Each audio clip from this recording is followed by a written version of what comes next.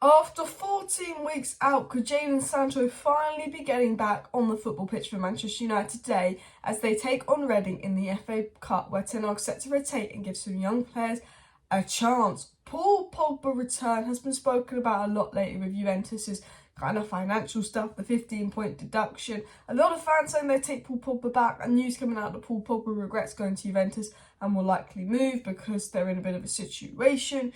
Could Paul Pogba come back to Manchester United? What's the news on that? We'll discuss that in a second, as well as news on Frenkie De Jong again. I mean, I spoke about this last night because there was some reports that came about Spanish journalists that De Jong was going to have to be sold.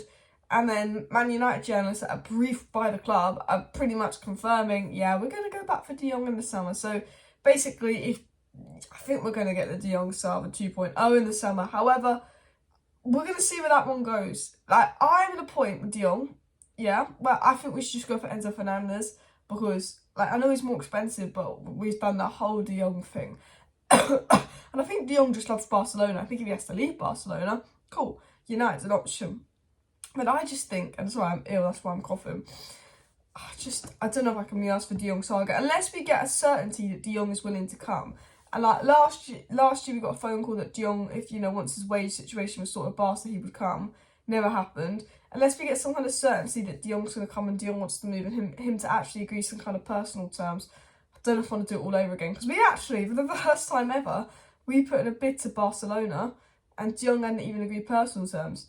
And Barcelona accepted the bid and went like, cool, De Jong, fuck off, and he didn't agree personal terms. So if you don't want to do something for De Jong, get him to agree personal terms first. And we will get into that story and what some of the Lucas had to say.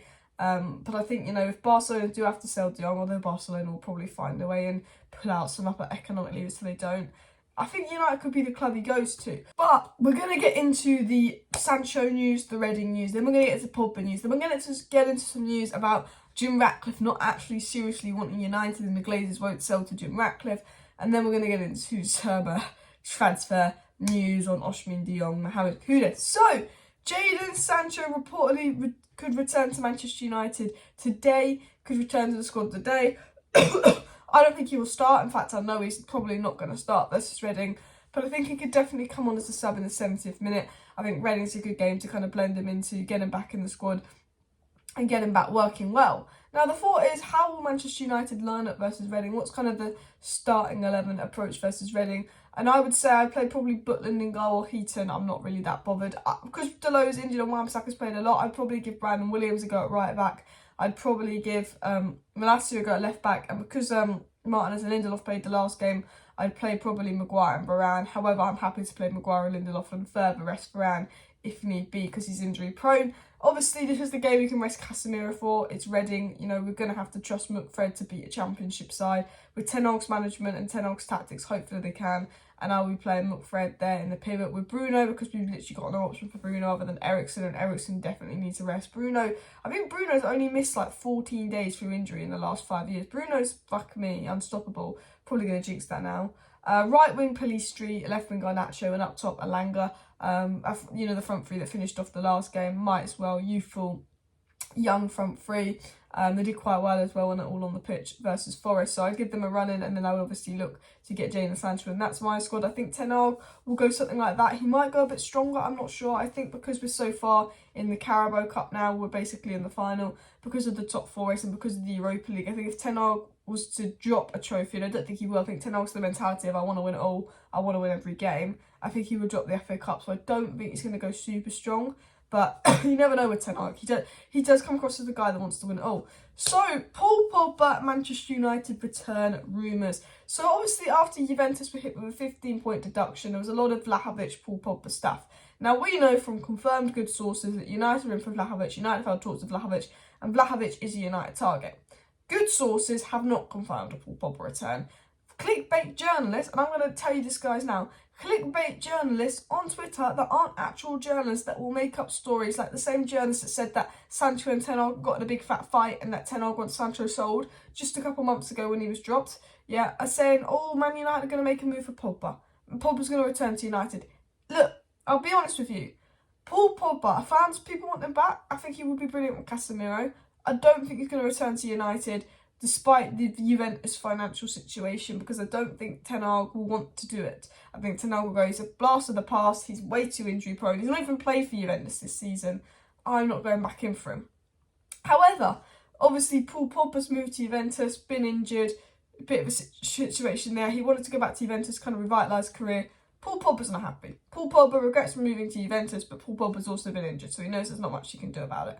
Reportedly, Paul Pogba would happily come back to Manchester United, maybe, because if we're doing well under Ten Hag, and there's a lot of fans that want Paul Pogba back. And I have to say, a lot of fans are comparing Eriksen to Pogba.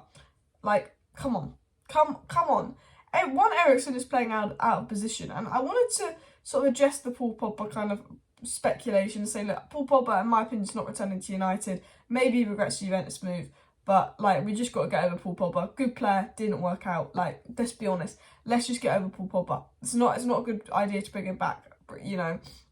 But the Eriksen hate, I retweeted something on Twitter, it's so over the top. Like, Eriksen, I think, has got, like, 11 goal contributions this season, playing really deep. Like, the one thing I will criticise Eriksen on is defensively he's a liability. So if you're playing a top 6 side, you want Fred and Casemiro, not Eriksen and Casemiro, because defensively he's a liability. But in all the other games we need to break down teams, Eriksen's been fantastic. Eriksen's been a good signing. For someone that costs absolutely nothing, we're expecting him to play like an 80 million midfielder. You know, Ten Hag hasn't got that 80 million ball-carrying midfielder in. He's got Fred McTominay as his 2 options, so he plays Eriksen out of position, who can do a decent job on a free transfer. Eriksen has been a good transfer. 11 goal contributions. The Eriksen hate is forced. Yes, he's defensive liability, but people, Pogba FC, are trying to say he's crap and we should have get Pogba. Eriksen has been a good signing. If you don't think Eriksen's been a good signing, I don't know why. Costs nothing. Very important to the team. Well, obviously, we need a Frenkie De Jong, Enzo Fernandez, 80 million ball-carrying midfielder, but we couldn't do that in the summer. So we got the best we could for free. It's been one of the best bits of business we've ever done. And I think sometimes we're just looking for a reason to hate someone. Yes, he's a defensive liability in big games. Yes, he can't play every week. But yes, he's a solid player and he's better than Fred. And he's doing well for United. He's playing well and, you know, out of position. For me, I just think the Eriksen hate I see is a bit forced. Like, he has some iffy games, he has some good games. But all around, like, he does the job. Like, what more can we complain? And it frustrates me that I'm seeing a lot of people, I think people are just trying to be different. I think people are just desperately trying to go in on something. And I just think it's weird. Now, let's get into the actual news, because we've left that right to the end. Basically, what was said on the takeover, and then we'll get into the transfer news, is that United are convinced that Jim Ratcliffe's company's main concern is securing positive publicity, and Manchester United officials are convinced that Ineos owner has no intention of meeting the Glazer family demands for United. Now, Jim Ratcliffe has made it very clear he's not going to overpay for United. Reportedly, Jim Ratcliffe will pay $4 billion. The Glazers want $6 billion. The Glazers think that Jim Ratcliffe's not serious because he's not going to give them $6 billion. But to be fair, mate, I don't think many people are going to give the Glazers $6 billion. I think the Glazers do need to lower their asking price. I think they're taking the piss, but they're absolutely greedy bastards. So you know what you get with the Glazers. And they're saying, you know, is Jim Ratcliffe actually serious about it, or does he just want to have like more name, more attention to his company and all of that? And that's the question. We don't know how serious Jim Ratcliffe is. He is a United fan. I think that he'd like to own United, but I think he's also not going to overpay for the club. You know, only very few people can afford $6 billion. And can Jim Ratcliffe? Yes, but is it worth it for him? Probably not, if I'm being honest. And the transfer news. Samuel Larkos obviously gets inside information from the club and gets briefed by Manchester United. Came with a transfer news update, which, to be honest, is obviously a fucking briefing from the club because it just relays kind of what we already knew. And I just say this bit to the end because it's kind of what we already knew and discussed anyway. But he said, Ten Hag is open to a second pursuit of Barcelona midfielder Frenkie De Jong, and the club has also not ruled out another attempt to sign Bellingham. We know that we're in for De Jong and Bellingham. We'll see what we can do.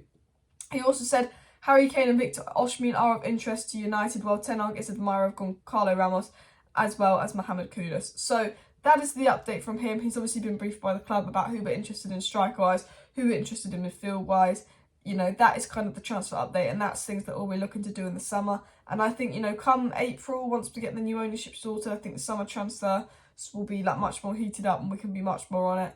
But I do think De Jong, a second pursuit, I see it happening. I don't know if we'll get him.